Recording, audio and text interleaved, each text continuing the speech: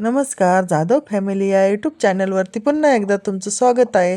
चला तर मग आज आहे ना परिताईचं भाषण आहे, तुम्ही नक्की ऐका. परिवर्तनाची बघा मग जननी आमचं आहे. परिताईचं स्त्री भाषण. ही समाजाच्या परिवर्तनाची जननी आहे. दुःख पचवून हसते मायाजीच्या नयनी, दुःख पचवून हसते मायाजीच्या नयनी. तिच्या पावला निघडते समाजाची कहाणी, समाजाची कहाणी. नजरेत स्वाभिमान, ओठांवर विश्वास, नजरेत स्वाभिमान, ओठांवर विश्वास. महिलेच्या अस्तित्वात दडलेला विकास, दडलेला विकास. आदरणीय अध्यक्ष महोदय, मान्यवर परीक्षक निरीक्षक व येथे उपस्थित बंधू भगिनींनो आणि माझ्या सन्मान्य माता मौलींनो, सरांना माझा नमस्कार. मी कुमारी प्रांजली रुपाली बाबूराव जाधव, कन्या विद्यालय पिंपळगाव व स्वांतीय शाळेची मी विद्यार्थिनी.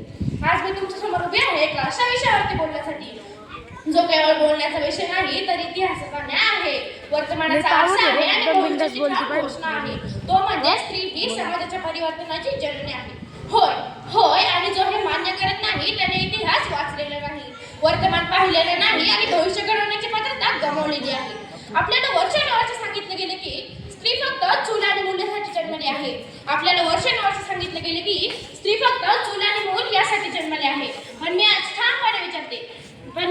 ठामपणे विचारते की चूल पेटवणारी तीच असते, चूल पेटवणारी तीच असते, पण क्रांतीची ठिणगी ही तीच पेटवते, पण क्रांतीची ठिणगी ही तीच पेटवते. मूल वाढवते तीच असते, मूल वाढवते तीच असते, पण विचारवंत योद्धे आणि परिवर्तन घडवते तीच असते. जर स्त्री केवळ घरापुरतीच असती, जर स्त्री केवळ घरापुरतीच असती तर इतिहासाच्या प्रत्येक पाण्यावर स्त्रीच्या संघर्षाचे रक्त सांडले असते का?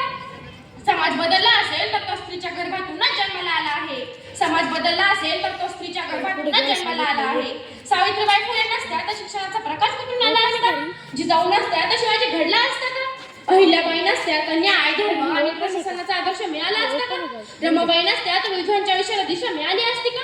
इतिहास कदाचित पुरुषांनी लिहिला असेल, इतिहास कदाचित पुरुषांनी लिहिला असेल, पण परिवर्तन स्त्रियांनीच घडवले आहे, पण परिवर्तन स्त्रियांनीच घडवले आहे. आजही आपण अभिमानाने म्हणतो, आजही आपण अभिमानाने म्हणतो की समाज पुढे चाललाय, की समाज पुढे चाललाय. पण मी तुम्हा सर्वांना विचारते, स्त्री सुरक्षित आहे का? ती स्वतंत्र आहे का? ती समान आहे का? जर स्त्री भयात असेल तर तो समाज प्रगत नाही, पोकळ आहे. जर स्त्री भयात असेल तर तो समाज प्रगत नाही, पोकळ आहे. स्त्रीला जर आपला आवाज नागावा लागत असेल, स्त्रीला जर आपला आवाज नागावा लागत असेल तर लोकशाही फक्त घोषवाक्य ठरते, तर लोकशाही फक्त घोषवाक्य ठरते. आणि ज्या समाजात स्त्रीचा अपमान होतो, आणि ज्या समाजात स्त्रीचा अपमान होतो तो समाज स्वतःची कबर स्वतः खोदतो, तो समाज स्वतःची कबर स्वतः खोदतो. हे कटू सत्य आहे. एक पुरुष शिक्षित झाला तर एक व्यक्ती घडते, एक पुरुष शिक्षित झाला तर एक व्यक्ती घडते, पण एक स्त्री शिक्षित झाली तर संपूर्ण पिढी घडते, पण एक स्त्री शिक्षित झाली तर संपूर्ण पिढी घडते. आई शिकलेली असेल तर मुलगा स्त्रीला आदर करतो, आई निर्भय असेल तर मुलगी संपूर्ण जगाला सामोरं जाते. खरे तर परिवर्तनाची पहिली शाळा ही आईच असते, खरे तर परिवर्तनाची पहिली शाळा ही आईच असते. एक स्त्री म्हणते की मी कधी मुलगी असते, कधी बहीण असते, कधी मुलगी असते, कधी बहीण असते, तर कधी पत्नी, कधी आई असते. अशा अनेक भूमिका मी निभावते, पण या भूमिका निभावताना कधी कधी मी स्वतःला मात्र गमावते, मी स्वतःला मात्र गमावते. आजची स्त्री आपल्या नाही, ती सक्षम आहे. ती सीमेवर शस्त्र धरते, आकाशात विमान उडवते, न्यायालयात न्याय देते, शेतीत कष्ट करते आणि घरात संसार उजवते. मग मला सांगा तिला आपलं म्हणण्याचा अधिकार कोणाला आहे? मग मला सांगा तिला आपलं म्हणण्याचा अधिकार कोणाला आहे? स्त्रीला कमजोर समजणारे लोक विसरतात की सहनशक्ती हीच खरी शक्ती आहे. स्त्रीला कमजोर समजणारे लोक विसरतात की सहनशक्ती हीच खरी शक्ती आहे. अडचणींचे डोंगर पार करून चालते, अडचणींचे डोंगर पार करून चालते. स्त्रीच्या जिद्दीवर भविष्य उभे राहते, स्त्रीच्या जिद्दीवर भविष्य उभे राहते. मला आज तुम्हा सर्वांना एवढंच सांगत आहे की स्त्रीचा सन्मान म्हणजे फुल साडी किंवा एक दिवसाचं भाषण नाही, तर स्त्रीचा सन्मान म्हणजे तिच्या निर्णयाला आदर, तिच्या स्वप्नांना पंख, तिच्या मताला वजन आणि तिच्या सुरक्षिततेची हमी. मला आज तुम्हा सर्वांना एकच प्रश्न विचारायचा आहे, मला आज तुम्हा सर्वांना एकच प्रश्न विचारायचा आहे. स्त्री बदलली तर समाज बदलणार नाही का? स्त्री बदलली तर समाज बदलणार नाही का?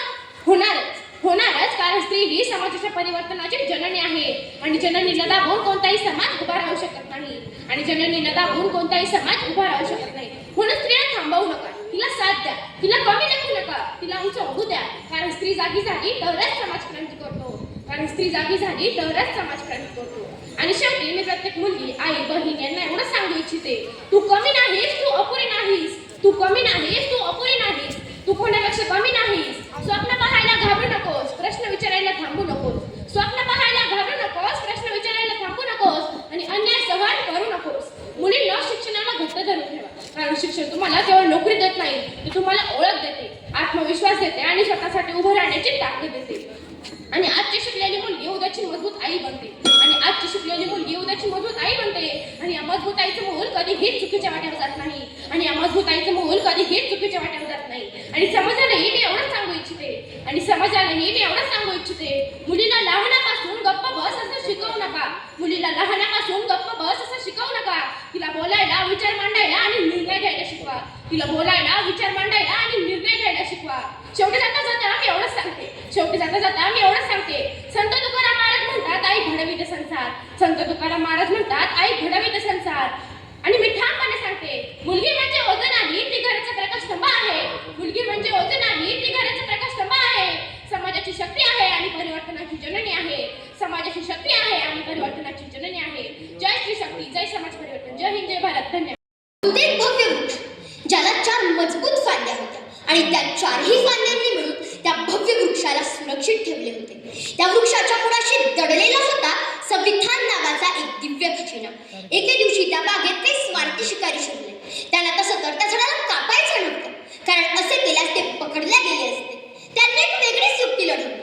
त्यांनी पहिली फांदी म्हणजेच कार्यपालिकेला अधिकारशाही नावाच्या सोन्याच्या बेड्या घातल्या. दुसरी फांदी म्हणजेच विधिमंडळाला पैशाचे आमिष दाखवले. आणि तिसरी फांदी म्हणजेच न्यायपालिका जेव्हा मोठमोठ्याने ओरडू लागली तेव्हा तिला विलंब. आणि महत्वाची म्हणजे चौथी फांदी प्रसार माध्यम, जिच्या मागेची रक्कलदार होती, तिला प्रायोजित सत्य आणि TRP नावाच्या अफूची नशा देऊन शांत करण्यात आले. आता त्या भव्य जनता वृक्षाच्या 4ही फांद्या बांधल्या गेल्या आहेत. त्याच्या मुळाशी असलेला संविधान नावाचा खजिना आता उघडा पडला आहे. लोकशाहीचे स्वातंत्र्य आणि समता नावाची इच्छा तर आज ओढून काढल्या जात आहे.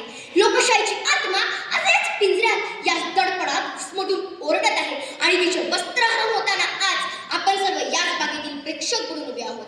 नमस्कार, मी आर्या गणेश जाधव आपल्यासमोर विषय मांडत आहे लोकशाहीचे वस्त्रहरण, कोसळते स्तंभ, न्याय, माध्यम, जनता ही लोकशाही.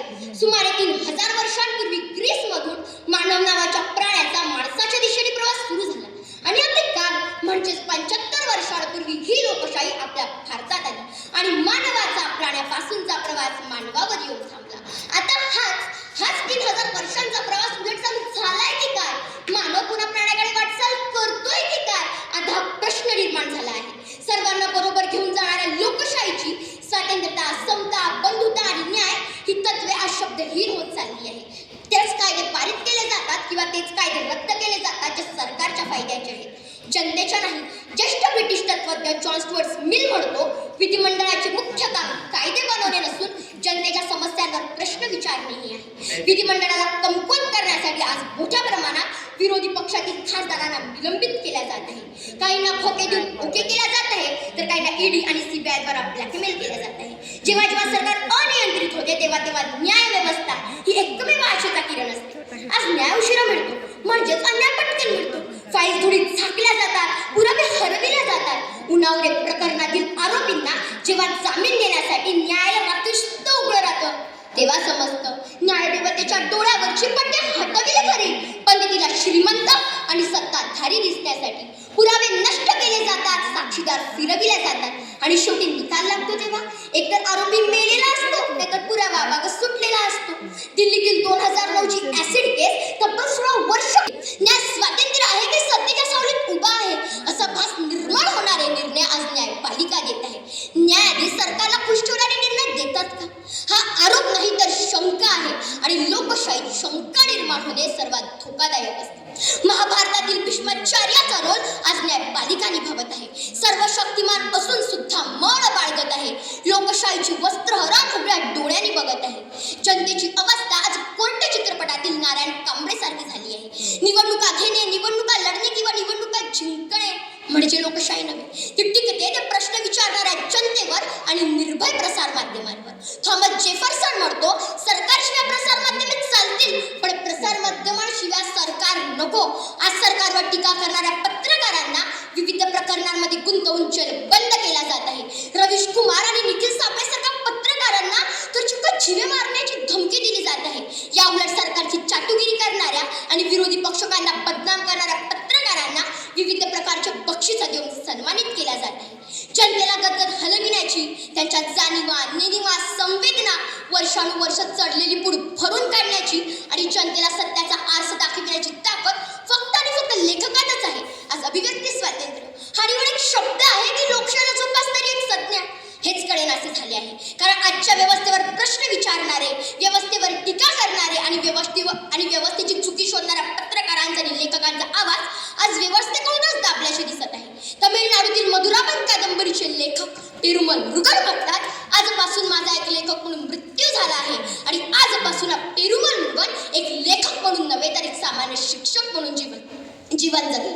परीक्षक महोदय, आज 1979चा सिंहासन चित्रपट प्रत्यक्षात बघायला मिळत आहे. त्यातील पत्रकार, उद्योगपती आणि राजकारणी यांचे साठे लोट्यास प्रत्यक्षात दिसत आहेत. पण महोदय, अख्ख्या जगभरात फक्त भारतीय लोकशाहीचे वस्त्रारोहण होते असे नाही. रशियामध्ये निवडणुका होतात पण त्यावेळी विरोधक जेलबंद असतो. अमेरिकामध्ये पण निवडणुका होतात, निकाल पण लागतो, पण तिथलाच निकाल तिथल्याच जनतेला मान्य नसतो. चायनामध्ये तर मीडियाला कायमच बंदी आहे. शेवटी माझ्या मते आज भारतीय लोकशाहीचे वस्त्रारोहण होत असताना न्यायव्यवस्था आणि प्रसार माध्यम हे डगमगतात आहेत. तरीही जेव्हा जेव्हा लोकशाहीला धोका निर्माण झाला तेव्हा जनतेने तिला सावरले आहे आणि आजही ती त्यासाठी सक्षम आहे. फक्त गरज आहे ती योग्य नेतृत्वाची. म्हणूनच तर कवी नितेश देशमुख म्हणतात, जेव्हा घराघरावर फडकेल लोकशाही तेव्हाच भारताला हसवेल लोकशाही. रंगात पाटलेल्या निर्बुद्ध माणसांनो, आता जे वारे तडकेल लोकशाही आणि पारायणे करारे ग्रंथासमान घटना मेदूत मग जराशी उतरेल लोकशाही. धन्यवाद. बघा मग मुलींनी किती छान भाषण केले. सर्व मुली आता इथे लांब लांबून मुली आल्या तेवढ्यांनी भाषण छान केले. आमच्या परिताईंनी पण खूपच छान भाषण केले. तर असा होता आजचा व्हिडिओ जर आवडलाच लाईक करा, शेअर करा. असेच माझे नवनवीन व्हिडिओ बघत राहा. लवकरात लवकर चॅनल सबस्क्राईब करा. Bye bye.